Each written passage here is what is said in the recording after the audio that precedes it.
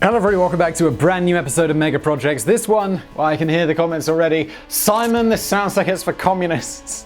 Well, we're going to try and be balanced and level-headed and nice and equal. Try and be that way in the comments. I'm asking a lot. I realize this video is all about the Great Society plan. Let's just jump into it.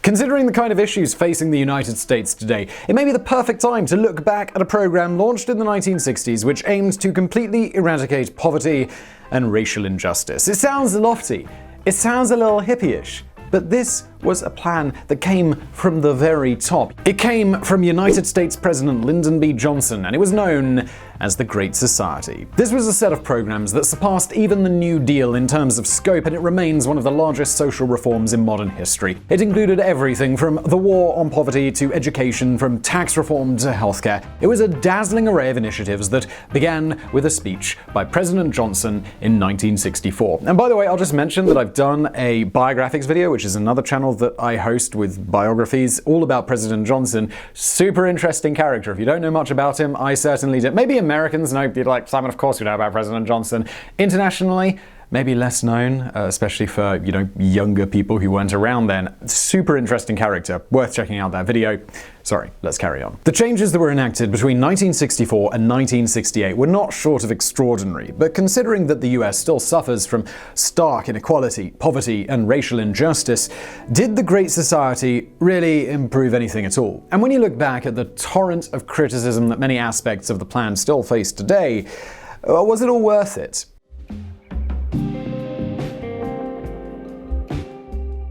Just 2 hours and 8 minutes after John F. Kennedy became the fourth US president to be assassinated on the 22nd of November 1963, Lyndon B. Johnson was sworn in aboard Air Force One. America was left in a state of shock and anger, but Johnson was able to ride a wave of empathy to bring about several ideas first put forward by JFK, which had become gridlocked in Congress or the Senate. By this point, Johnson had also developed a reputation as a man who got things done, and his experience as a teacher in Texas had shown him the true extent of poverty still around in the United States.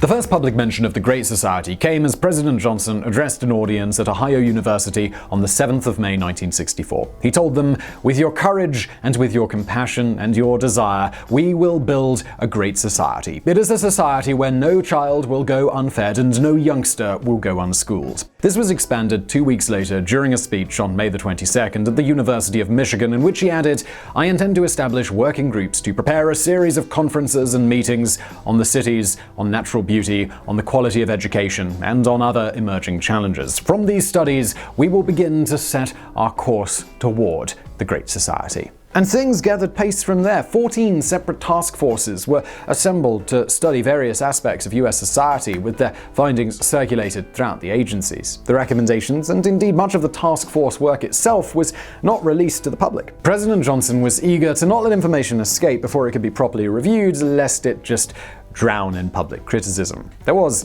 after all, an election looming.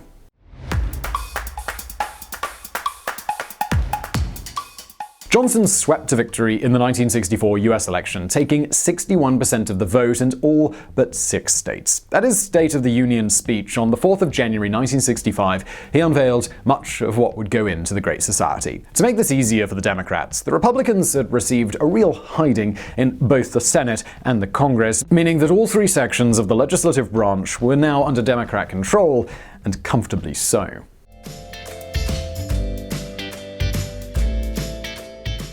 Front and center of the entire Great Society plan was the question of civil rights, and this had been one of the few aspects of the plan that had been mentioned during the election. The movement was of course barreling forward at this point, with Martin Luther King's I Have a Dream speech coming a year earlier in 1963. These were heady days, and a total of 4 civil rights acts were passed during the Great Society period. The Civil Rights Act of 1964 forbade job discrimination and segregation for the first time across the nation. A year later, the Voting Rights Act of 1965 suspended the use of voter qualification tests, which had traditionally kept African Americans off voting lists. It also outlawed the use of discriminatory poll taxes and allowed the appointment of federal voting examiners to scrutinize certain areas who didn't comply with those laws. And, well, I think we can all probably imagine what we're talking about there. The Immigration and National Services Act of 1965 discarded the national origin quotas used for immigration law, something that had severely limited immigration since the 1920s. Last was the Civil Rights Act of 1968, which banned housing discrimination, while also finally applying constitutional protections to Native Americans on their own reservations. Declares unconditional war on poverty in America. By far the most ambitious aspect of the Great Society was the war on poverty, which would also prove to be one of the most controversial. In 1964, the US government had introduced the Office of Economic Opportunity and passed the Economic Opportunity Act to eliminate hunger, illiteracy, and unemployment from American life. In 1963, close to 20% of Americans lived under the official poverty line, and the gap between the rich and the poor was quickly expanding. It was decided that instead of just simply raising salaries or cutting taxes, the best way to achieve these lofty goals was to combine tax reform with better education and development possibilities for the poor. Now, these were particularly focused on slum areas in major cities, but also in rural locations such as the Appalachia area in the eastern US, an area that today faces some of the highest poverty levels in the country. In 1964, $1 billion, which is around $8.3 billion today, was used to initiate these programs, with a further $2 billion, $16.6 billion today, coming in the following 2 years, and there were plenty of programs that were getting started. One of the biggest that fell under the War on Poverty umbrella was Job Corps, which provided jobs and vocational training for 100,000 underprivileged young men and women. At that point, unemployment rates among youths were twice as high as older generations, and the growing number of restless and out of work was seen as one of the biggest obstacles to creating a better society. Job Corps is actually a program that continues to this day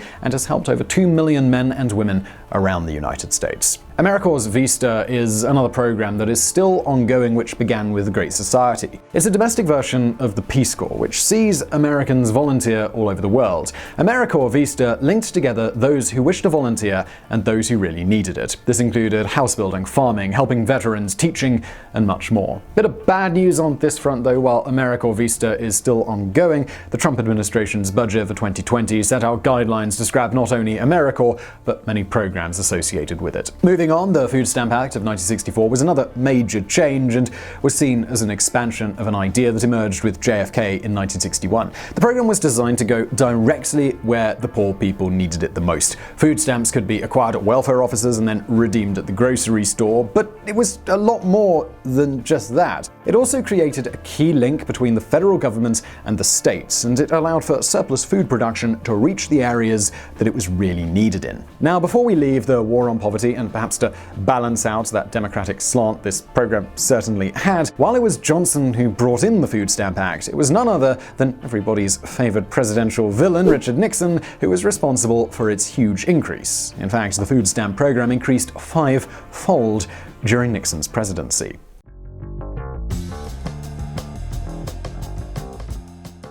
Education was another area that saw considerable changes during the Great Society. The Elementary and Secondary Education Act of 1965 saw $1 billion, $8.3 billion today, used to help schools with higher concentrations of low-income children to purchase materials and start special education programs. A further $1.1 billion, $9.2 billion today, was used to provide grants to states to implement a wide range of changes, including expanding educational research, creating community facilities in at-risk areas, as well as purchasing educational materials. Project Head Start was yet another flagship program which got underway, which aimed to give support to low-income families with early childhood education, health, nutrition, and parent involvement services. Originally designed as a catch-up summer school program, it would be heavily expanded in the early 1980s. We also saw the Higher Education Act of 1965, which raised federal funding given to universities, created scholarships and low-interest loans for students, and the Bilingual Education Act of 1968, which, as you might have guessed, provided more funding for those areas of the US where the English ability was lower.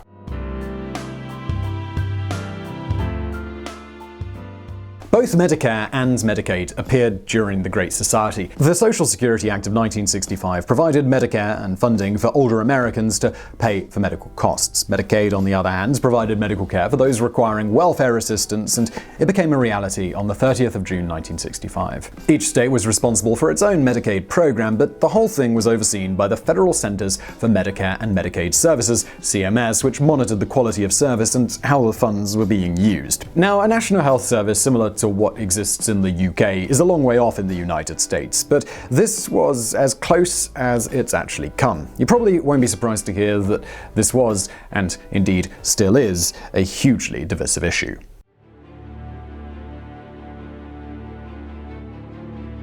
You might be listening to all of this and wondering, well, just what happened? What went wrong? It all sounds pretty reasonable. I mean, nobody likes to see poor, disadvantaged children, right? In 1966, during the midterm elections, the Republican Party made major gains on the back of its opposition to certain aspects of the Great Society. Medicaid and the Elementary and Secondary Education Act were proving hugely popular with the public, so the Republicans left those well alone. And it was the war on poverty that they really sunk their teeth into. Now, before you start picturing angry Republicans pulling the food out of the mouths of starving children, it really wasn't like that. Instead of proposing to scrap them all together, the party usually offered an alternative that sounded just okay enough to satisfy some. The major issue was that while the Great Society was popular, broadly speaking, it did leave many feeling marginalized, and this often came along racial lines. The Great Society made very little disparity between white and black, but it was felt by a sizable portion of the urban white ethnic population that it leaned heavily towards racial minorities. To make matters worse, there was the war in Vietnam, which was still dragging painfully on,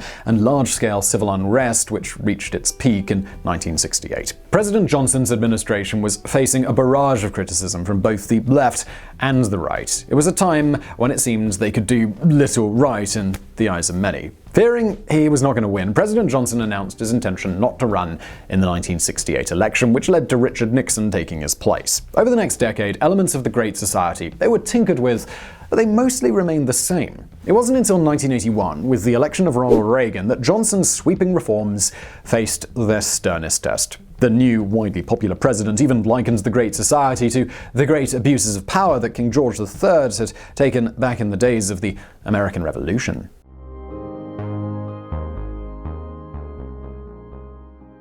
Even to this day, the contents of the Great Society reforms are still furiously debated, and it almost always comes down to ideology. Republicans believe that a top-down approach involving tax breaks for companies is their best way to raise others from poverty, while Democrats believe it should go the other way, from the bottom up. Firstly, let's look at some hard facts. The numbers of those below the official poverty rate fell from 19.5% in 1963 to 12.3% in 2017, which isn't exactly mind-blowing, but when you consider that from the 1980s many of the Great Society programs came under attack from the Republican Party, it's a little difficult to use those numbers. If anything, it simply reveals the shocking fact that over 10% of the richest nation in the world live under the poverty line. The numbers of African Americans living below the poverty line dropped from 55% in 1960 to 27% in 1968, which is quite a decrease in just 8 years. In 1964, the federal government spent around $4 billion on education, but by 1967, the yearly expenditure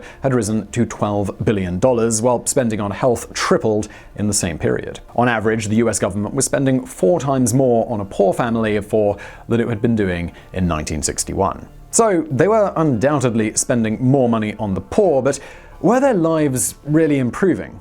Well, this is a question that has rumbled on to this day.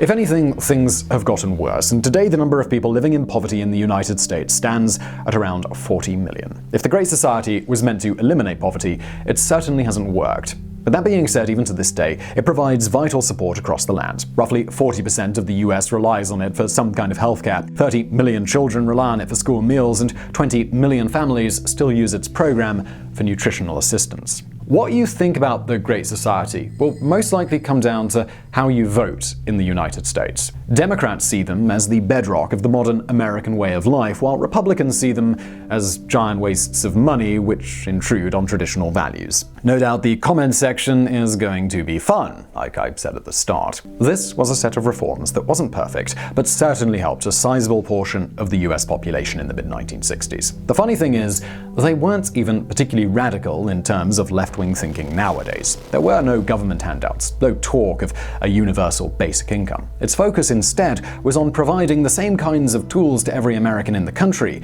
whether you were white, black, rich, poor. Whether you lived in the Bronx or Appalachia, Miami Beach or Montana. At the very least, it provided a helping hand rather than a handout, which it quickly became characterized as, but it also revealed deep divisions within the country, many of which are still plainly visible today. If the question is, did the Great Society work?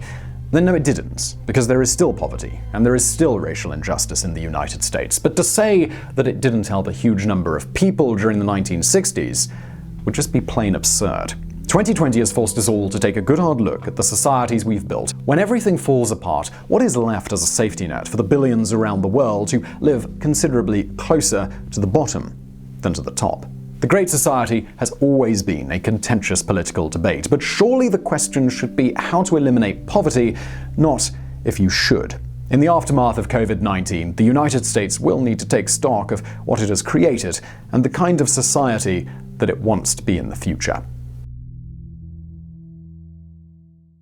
And look, I know this video is going to be a little bit controversial. I hope that we didn't drift too far in one direction or another, and I hope that we just presented the facts for you to draw, or just stick with, more likely, the opinion that you already have. If you did like this video, though, for the facts, please do hit that like button. Well, if you didn't, just smash that dislike button. I'm not going to mind. Subscribe, and I'll see you next time.